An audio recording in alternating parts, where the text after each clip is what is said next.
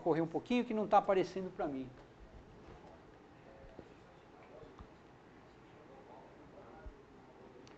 Bom, de qualquer maneira, está dizendo assim que no manual vem especificado alguma quantidade menor do que isso, tá? Bom, nós falamos na palestra que todo motor tem que consumir realmente óleo, tá?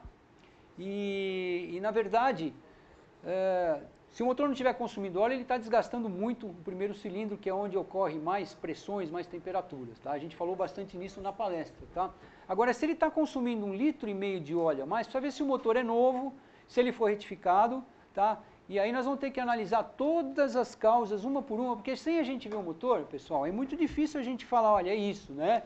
Você está dizendo que o motor está consumindo 1,5 litros a mais do que pede o manual. Então, realmente está com consumo excessivo, tá? Precisa verificar como está sendo medido isso, tem que ser medido de manhã, ou depois de um bom tempo que o motor parou, escoou todo o óleo. Aí, nesse momento, a gente vai medir, né?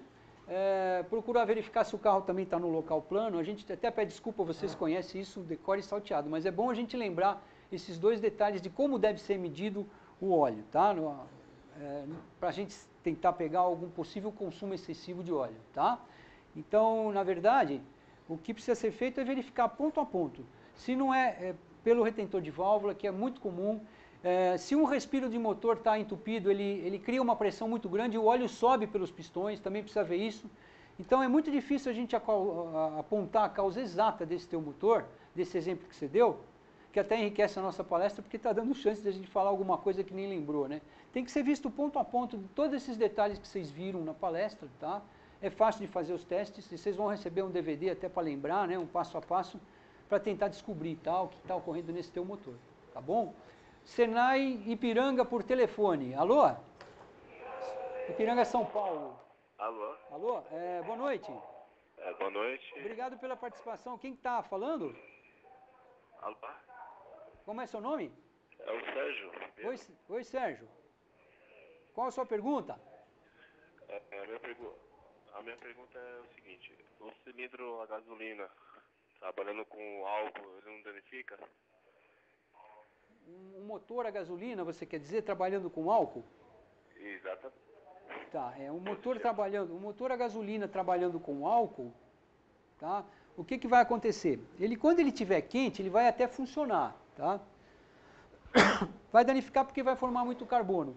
Por quê? Para você funcionar o motor com álcool, você tem que ter uma taxa, como a gente já falou, né, de 12,5, 13 por 1, para queimar bem a mistura, tá? Ar com álcool. E o gasolina não pode ter essa taxa. Tá? Se você puser álcool no motor a gasolina, você vai ter uma explosão muito forte, você vai ter detonação, o pistão vai explodir mesmo, ele chega a fazer um furo ou quebrar a parede entre canaletas, tá? E se você puser gasolina no motor a álcool, aliás, ao contrário, um álcool no motor a gasolina, você não vai ter taxa suficiente, ele vai ficar xoxo, vai gastar demais, formar muito carbono, tá? Isso é bem claro, né? Então, você tem que ter a taxa certa para cada combustível, a não ser que teu motor seja flex, onde você tem um sistema eletrônico que reconhece o combustível e acerta ponto e quantidade de combustível, né? Dá uma enganada no motor, na verdade. O motor flex nada mais é do que a parte eletrônica enganando o motor, porque a gente aprendeu que o motor com a álcool tem que funcionar com taxa alta, 13 por 1, e com gasolina não pode passar de 10,5 e tal, senão vai detonar, né? A explosão vai estragar as paredes entre canaletas dos pistões, vão quebrar, né? E pode furar até a cabeça do pistão, dependendo do motor, tá ok? Tem dano sim, é bastante sério. Bom, nós temos uma pergunta aqui, acho que vai ter que ser a última, a gente pede desculpas, né, porque o horário nosso está indo embora já. Nós vamos responder a última pergunta. Nós deixamos aqui, inclusive, vamos deixar, se já não deixaram, o nosso e-mail, tá? Que é motorbest@motorbest.com.br, acho que vai aparecer na tela aí para vocês, já deve ter aparecido, né? Para vocês fazerem perguntas, fique à vontade. Esse é o nosso e-mail particular, a gente vai estar respondendo todas as perguntas para vocês no decorrer dessa semana, tá? E a última pergunta seria o seguinte, o mecânico Faedo de Magalhães, da Bahia, ele gostaria de saber se já existe protótipo de motor com taxa de compressão variável. Eu li alguma coisa a respeito há pouco tempo, existe sim, tá?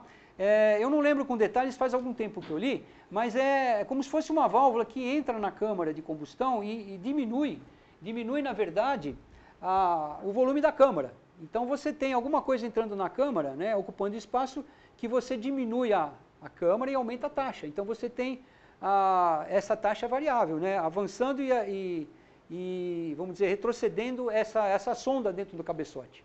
Tá? Então já está em estudo isso, tá? Que seria o ideal para os motores flex, né? Não fazer o sistema eletrônico enganar o motor, mas sim você realmente variar a taxa do motor, e seria o ideal para funcionar, inclusive com mais economia, tá? Os motores, tá certo?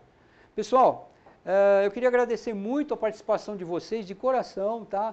A gente fica tendo uma expectativa grande se vão ocorrer as perguntas, porque esse é o sucesso da palestra, né? Vocês fizeram perguntas, estão de parabéns, perguntas inerentes mesmo ao assunto, né? Que deu chance para mim lembrar de coisas que eu nem tinha falado. E eu queria agradecer em nome da Motorbest a todos que participaram, tá? De coração, que vocês tenham um bom descanso, fiquem com Deus e até uma próxima palestra. Muito obrigado.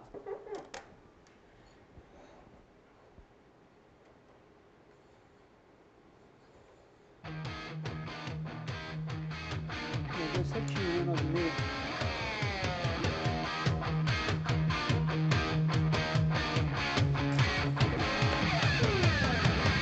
Legal, foi bom.